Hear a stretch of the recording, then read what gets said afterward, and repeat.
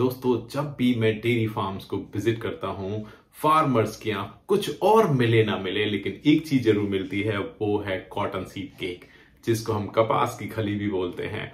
दोस्तों, ऐसा क्या है कपास की खली में कि बहुत सारे लोग इसको छोड़ना ही नहीं चाहते।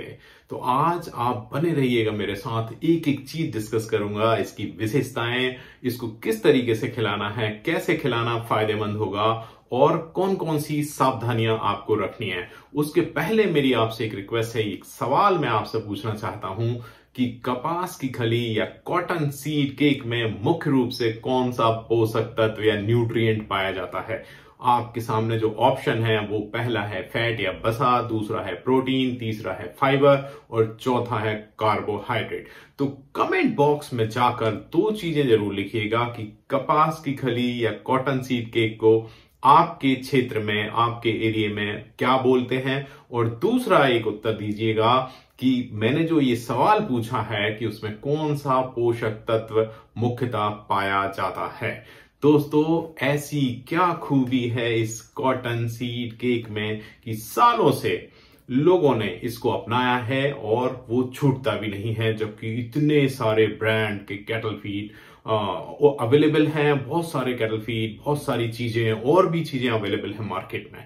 दोस्तों, याद रखें, हमारे डेयरी एनिमल्स जब हम पुराने समय से उनको रखते आए हैं दूध के लिए, और आप देखते होंगे कि जब ये कैटल फीड नहीं चलता था, उससे पहले लोग उसको भूसे और हरे चारे पे रखते थे। फिर धीरे धीरे जैसे जैसे उनका प्रोडक्शन बढ़ता गया, उन्होंने खलियां खिलाना स्टार्ट करा, फिर अनाज खिलाना स्टार्ट करा, फिर उनका एक बैलेंस फार्मुलेशन आया जिसको हम कैटल फीड बोलते हैं। लेकिन उसके बावजूद कॉटन सीड केक को हम आज भी 90% फार्मर्स जो हैं वो कॉटन सीड केक को खिलाते हैं। तो दोस्तों, ऐसी क्या खूबी है इसमें?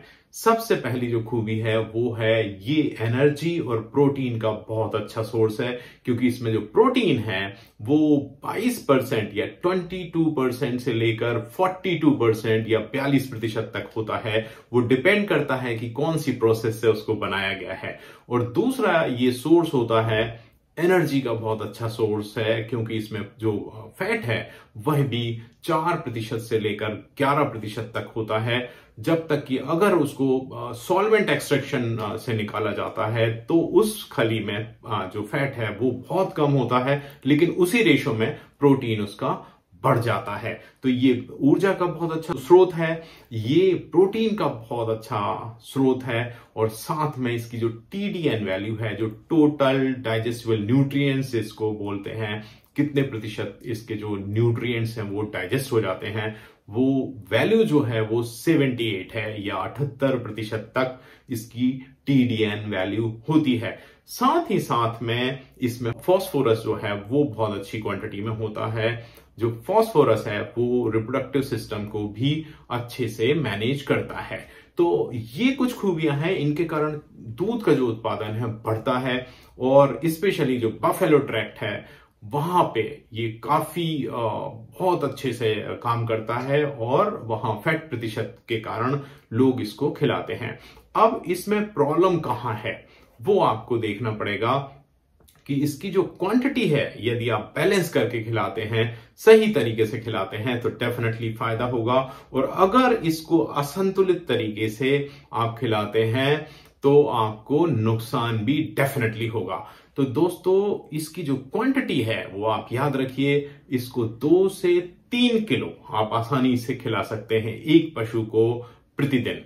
और अगर आप उससे ऊपर जाते हैं तो इसमें प्रॉब्लम आ सकती है। एक गॉसिपॉल नाम का एक एंटी न्यूट्रिशनल फैक्टर होता है, जो एक विषैला पदार्थ होता है और जो एनिमल्स को नुकसान करता है। तो 2 से 3 किलो प्रतिदिन प्रति पशु आप खिला सकते हैं। जो लैक्टेटिंग एनिमल है उनको, प्रेग्नेंट एनिमल को आपको 1 से 2 किलो खिलाना है, और जो छोटे हैं, हीफर्स हैं, उनको आप आधा किलो से 1 किलो तक डेली उसको खिला सकते हैं।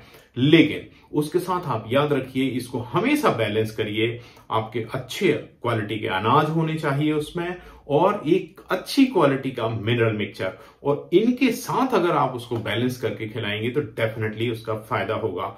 दूसरी बात, इसको जब खिलाते समय आप याद रखिए, जब ये कॉटन सीड केक होते हैं इसमें फाइबर बहुत ज्यादा होता है। फाइबर ज्यादा होने के कारण आपको पानी का बहुत ज्यादा ध्यान रखना है कि अगर आप खली खिलाते हैं पशुओं को तो पानी की अतिरिक्त मात्रा आपको देनी होगी। तो जो फाइबर है वो फूल कर उसके डाइजेस्टिव सिस्टम को अच्छे तरीके से रखेगा, लेकिन अगर आप पानी की क्वांटिटी बहुत ज्यादा उसको नहीं देंगे तो डेफिनेटली वहां पे डिस्टर्बेंसेस हो सकते हैं। उसके साथ इसमें एक चीज और याद रखिएगा, अगर आप टोटल फीड फार्मुलेशन में इसको उपयोग करते हैं, टोटल राशन में उपयोग करते हैं, तो आप इसको 15% से ऊपर मत जाइए, अदरवाइज प्रॉब्लम आएगी। तो यहां पे जो सोचने वाली बात यह है कि कॉटन सीड केक या कपास की खली को अगर आप अन्य आहार के जो इंग्रेडिएंट्स हैं या घटक हैं उनके साथ बैलेंस करके आप खिलाते हैं तो डेफिनेटली बहुत सारा आपको फायदा मिलेगा। और एक बात और यहां पे ध्यान रखने वाली है कि हमेशा ये जो इसमें एक खतरा और बना होता है, अगर मॉइस्चर प्रतिशत ज्यादा है कॉटन सीड केक में, अगर मॉइस्चर प्रतिशत या नमी ज्यादा है तो उसमें अफ्लाटॉक्सिन की बहुत बड़ी समस्या पैदा होती है। मैंने देखा है कि मार्केट में दो तरह की खलियां होती हैं, एक में बहुत ज्यादा नमी होती है या मॉइस्चर होता है, और अगर उसको आप रखते हैं घर में खिलाने के समय तो उसमें फंगस या अफ्लाटॉक्सिन डेवलप होने का खतरा बना रहता है। तो हमेशा ताजी जो केक है या कॉटन सीड केक है उसको ही आप उपयोग करें, इस बात को आप ध्यान में रखिएगा। अदरवाइज दूध तो बढ़ेगा, बाकी फायदे भी मिलेंगे, लेकिन साथ साथ में अगर उसमें अफ्लाटॉक्सिन प्रवेश कर रहा है आपके एनिमल्स में धीरे धीरे तो वो स्लो पॉइजन का काम करता है और बहुत सारी गंभीर बीमारियां उसमें पैदा कर सकता है। तो दोस्तों याद रखिए, फीडिंग के टिप्स मैं हमेशा लेकर आता रहूंगा। और आज का जो सवाल था जो मैंने अभी पूछा है ऊपर, तो उसका जो सही आंसर है वो है बी, प्रोटीन। और मुझे उम्मीद है आप लोगों ने अभी तक टाइप कर दिया होगा। टाइप करिए और साथ साथ में एक चीज और बताइए कि आने वाले वीडियोस में आप क्या चाहते हैं, किस तरीके के वीडियोस आप चाहते हैं, कौन से टॉपिक्स पे चाहते हैं। तो नीचे जाकर जरूर से आप टाइप करिए और लिखिए वहां जाकर कि इस समस्या पर आप वीडियो बनाइए। और मुझे पता है कि फीडिंग के ऊपर आप लोग वीडियो बहुत सारे चाहते हैं, तो आने वाले समय में मैं ढेर सारे वीडियोस आपको लेकर आने वाला हूं फीडिंग पर, जिसमें हम बात करेंगे ड्राई मैटर कैलकुलेशन पर, फीड फार्मुलेशन पर, जो लोकल इंग्रेडिएंट्स आपके पास अवेलेबल हैं उनको उपयोग करके हम किस तरीके से दूध का उत्पादन बढ़ा सकते हैं। तो दोस्तों यूं ही साथ बने रहें और इस चैनल को सब्सक्राइब जरूर कर लें, क्योंकि मैं लेकर आता रहूंगा यूं ही आपके लिए सही, सटीक और साइंटिफिक इंफॉर्मेशन। जय हिंद साथियों।